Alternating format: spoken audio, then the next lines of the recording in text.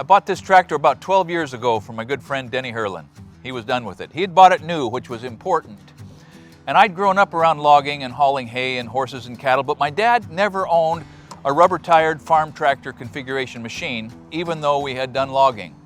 So I knew, or I thought I knew, how helpful it would be, and more importantly, how many ways there would be to get killed or at least torn up with a little machine like this. So if you're thinking of moving from the city to the country, you're going to want a tractor.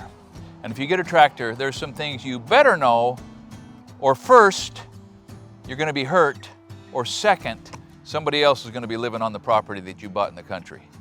Let's talk about some safety tips, some maintenance ideas, and how much tractor do you need for the property that you're hoping to own. First thing that's got to be on any tractor you buy if you're going to the country, city boy, is you got to have a PTO and a 3-point hitch. These are the parts of the tractor that make it possible to put tools on the back. And if you can't put tools on the back of the farm tractor, you don't actually have a tractor. There's several, pretty ugly ways to die with a tractor. And none of them are uglier than having a tool attached with a spinning shaft to a brush hog or a rototiller or, fill in the blank, a baler, and then get tangled up. You step over the spinning shaft and your bootlace or your pant leg or the tail of your shirt. People die like this all the time. The way you avoid that is remaining terrified of a PTO. Now, the 3-point hitch is the part of the machine that attaches the implement to the tractor. So there's a whole range of interface here between attaching the PTO to the implement, attaching the driveline to the PTO, and every part of this is vitally important and seriously dangerous. You've got to pay attention here. About 4 years after I bought this, it dawned on me that I didn't just have to have a piece of rope holding these together so it didn't rub against the tires. This is an old trampoline spring, and it keeps it away from the tires whether it's in the up or down position. If you haven't figured it out by now, I'm a fan of forks. You've got to have forks. In the same way that if you don't have a bucket, you're leaving money on the table. If you don't have forks, you're only getting half the good out of your bucket. So you can buy them or you can build them, and I built these. Let me show you how they work. There's a bolt that comes up from underneath.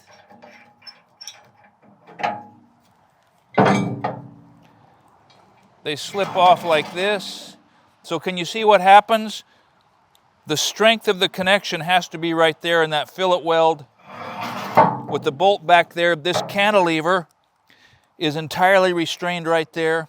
I've got, 32 inches of 3x2 heavy wall tubing. Works great. Take them off. I have a little restraint on the bottom so that I don't have to bend over every time and put a wrench on the bottom. And finger tight is about all I have to worry about. Just so they don't fall out, because I know that if I can get that thing underneath the load, it's going to make my life easier. So every tractor is different, but older tractors, if they're not hydrostatic, are similar. Now this is a Kubota. I like it. It has a real transmission. I like that. That's tougher. Like in your car, the clutch is on the left. This is a good place to learn to drive with a clutch.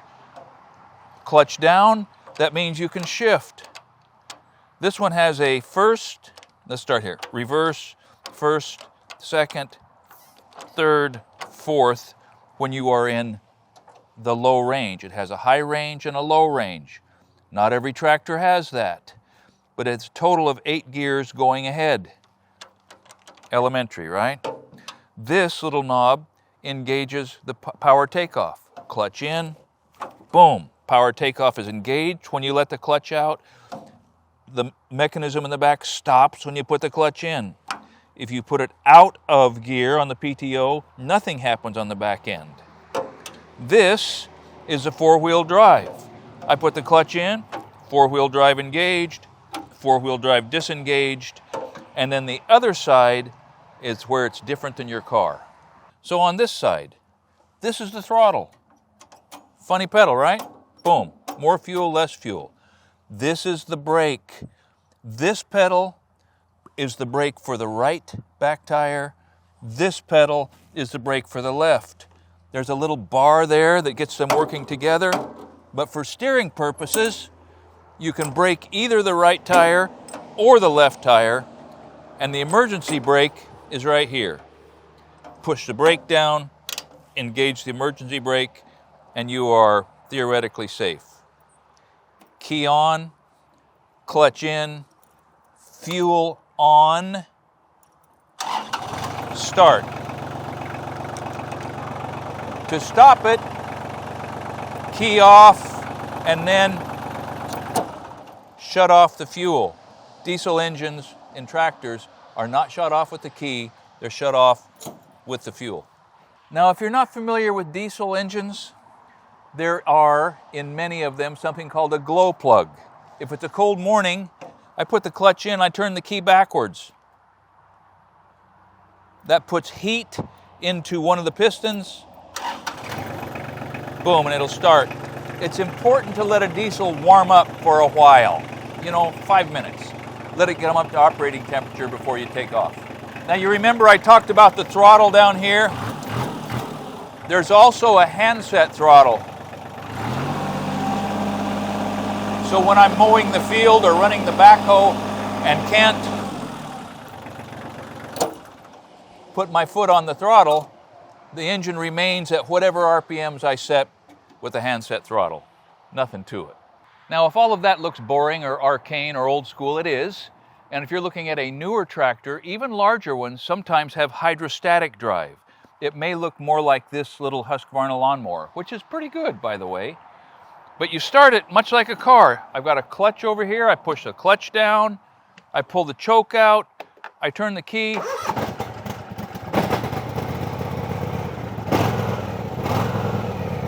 Now here's the difference. I let the clutch out and nothing happens until I push the go ahead or push the backup lever. It's as easy as that.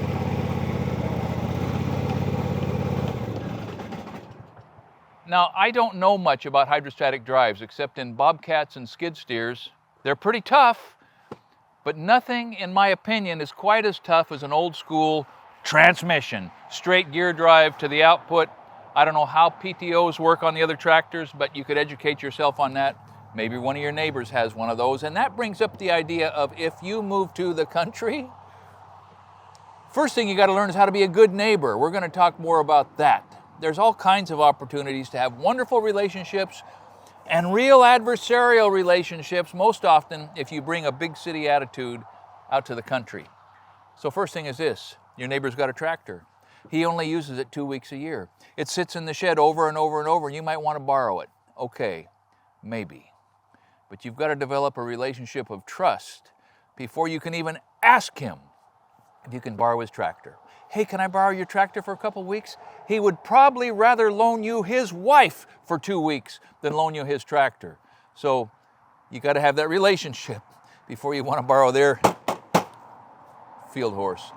So you got to notice that this is a different tire than I have on the Kubota. This is a yard tire. You can get yard tires on big tractors. They have big tractors on golf courses. They don't tear the world up. You can get a construction tire, which is kind of a cross-lug pattern. You've probably seen them on forklifts, that sort of thing.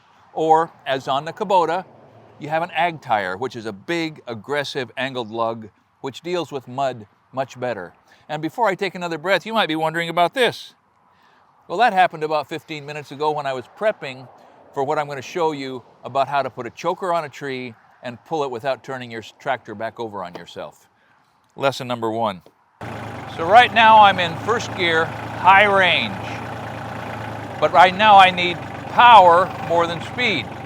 So the first thing I do is drop down to low range. First gear, low range. Get my bucket down, parallel to the ground. I want to scoop up some dirt. And I'm in 2-wheel drive for a minute. And right now, my back tires begin to spin. In fact, see that? 2-wheel drive just will not push the bucket up into that. Now I've got a Positrack. I'll step the Positrack, and that helps. But here's why you got to have four-wheel drive. Four-wheel, down low, go ahead. Pause the track.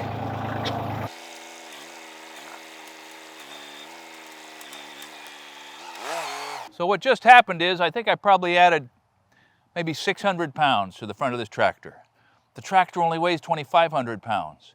So if I'm going to move around with a load of dirt, or especially a load of rock, it's time to really be careful. In fact, it's time to buckle my seatbelt. Because even on flat ground, a loaded front end bucket will turn you over. Rule number one, the load goes as low as you can get it. Rule number two, if you're going to turn, do it slowly. If I do it fast, the load itself will turn you over.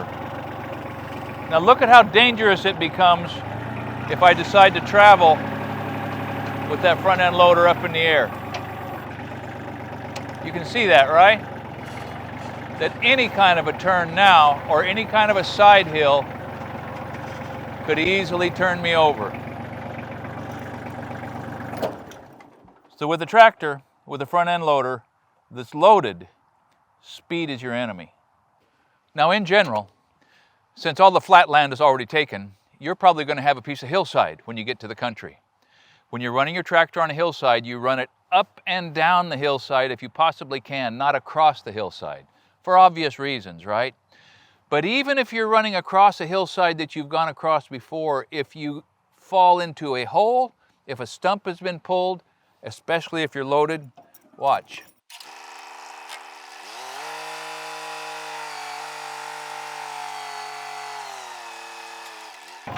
You see that? Now if I was already on a hillside and then dropped that tire into a hole, it's a good way to go over on your side. Which introduces the whole concept of the ROPS, R-O-P-S, Rollover Protection System, roll bar. If it doesn't come on your tractor, get one built, buy one, put it on there. Because what this does, it gives the tractor a chance of just flopping over onto its side and not clear over onto its other side, and then the next side, and roll down the hill and grind you to powder. With a seatbelt on, if your tractor is going to roll, you pull your arms in, because if the tractor rolls and you've got an arm out and it comes to rest on the fender, well, your emergency room visit's going to be complicated. So if you think your tractor is going to roll, stop it and get a hold of the steering wheel and pull yourself in, so if it does roll over on its side, you're not hurt, neither is the tractor, and you can shut it off before it runs out of oil pressure. Even without a full bucket, it's spooky going on uneven ground. Bucket down, speed low, pause the track.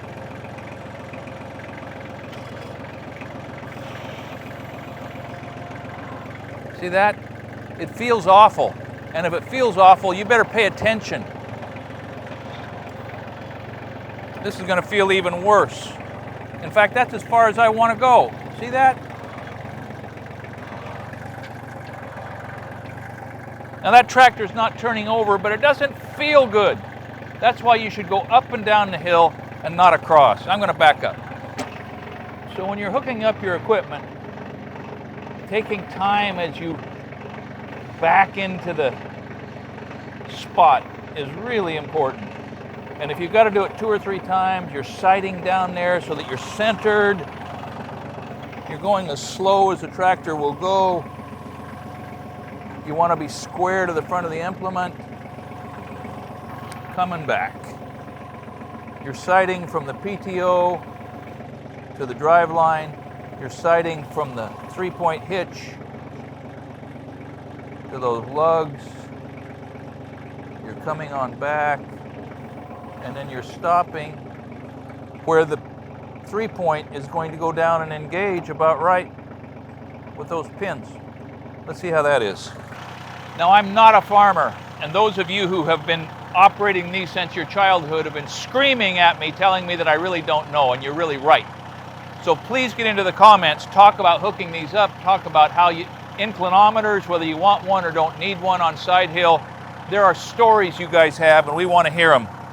But the first thing I'm going to do is hook this gizmo into this gizmo. Is that called a lynch pin? I'm not even sure. It's a spring-loaded keeper. And then I'm going to get up here and I'm going to pull the same thing out right there, and I put that in. We begin to be connected. Connect. Get rid of my trampoline spring. Now I'm going to get in here and hook this drive line. There's a little detent right there. This is kind of tricky. You got to line up those splines. There we go. Connected. And now to connect the 3-point to the machine. Pull these pins. Let's see how we did. I'm going to move over to the other side where the controls are. So it's frustrating, even on an implement this light that I can actually move around, to get the 3-point adjusted both for up and down and front and back, right? So that's about right for up and down, but front and back, I've put the bucket on the ground, and then by tilting the bucket right here with this control, as if I am scooping a load up, the tractor will come back a little bit. See that? Get a close-up of that movement right there, Brady. If I dump, it goes forward. If I scoop up, it comes back. And then I should be able, okay, I need to go forward just a little bit.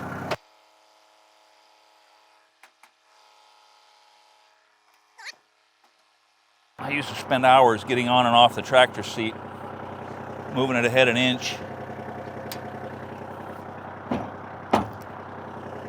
There's one. Now let's see what the other side is like. About the same. That doesn't always happen. All right, it's hooked up.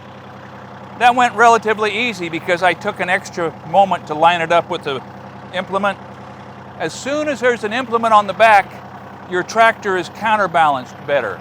There's something offsetting the weight on the front, but there's also something in the back that'll tear your front yard apart if you forget it's back there. So anyway, I'll drive just a little bit with this and kind of show you how that works. Bucket down, brush hog down.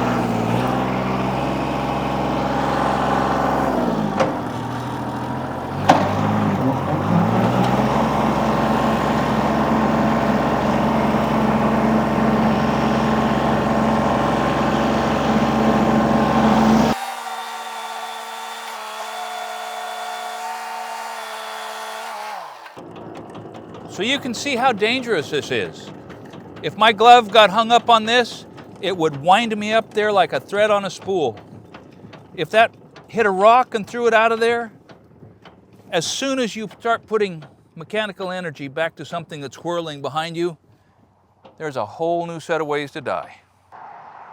So when you're pulling loads, I mean, if you're going to use your little tractor like it's a Jeep or like it's a bulldozer, if you're going to skid logs or pull heavy weights, the same rule with pulling weight applies to carrying loads with the bucket. You keep it as low to the ground as you can. And so I'm going to illustrate the potential mistake it is to pull something significantly higher than the tractor. Like if you think you're going to pull a tree over, if your tractor has a lot of power and you pull something that is above the direct, if it's too high and your tractor has power and traction, it can pull itself right over backwards as compared to pulling down low.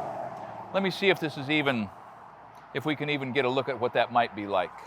So this tractor doesn't have enough power, but if yours did, and if you had a lot of traction, a high pull on the back is an unstable way to pull. The better way is down low, like this. So this is not an impressive demonstration, but it just sort of gives you the concept. That's max pull, max traction, and max safety.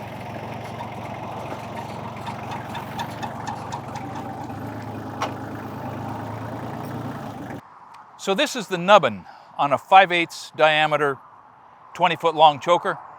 And this is the mark that it puts on your head when you try to flip it through a fork high up on a tree to illustrate pulling a tree over with your tractor, and it comes down and it makes contact. And yeah, I can tell you that is plenty hard. So let me just throw down, I did not ask Kubota to sponsor this. I wouldn't mind it if Kubota ever did, hint, hint, but they didn't. I bought this used from my friend because it became available and the price was right. It's 23 horsepower. On most days, it's perfect. On some days, it's a little underpowered. Occasionally, if it was smaller and more agile into tight spaces, it would be better. So you think about these things. How much property, how heavy the work is, the implements you want to use, the clearances you have, how you can haul it. I can haul this, you're going to want to be able to haul your tractor maybe.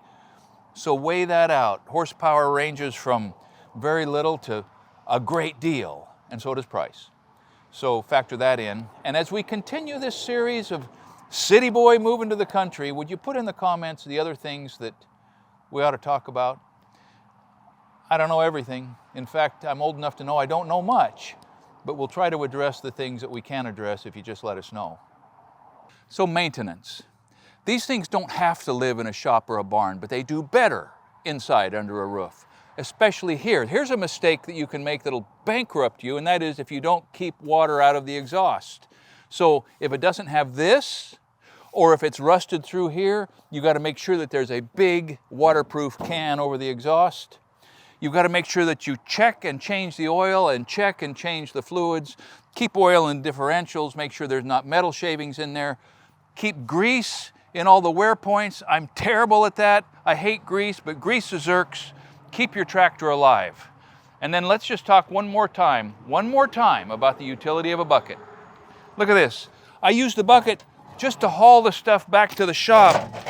So it's a motorized wheelbarrow, it's a truck with forks that'll move logs. You can stack items back here.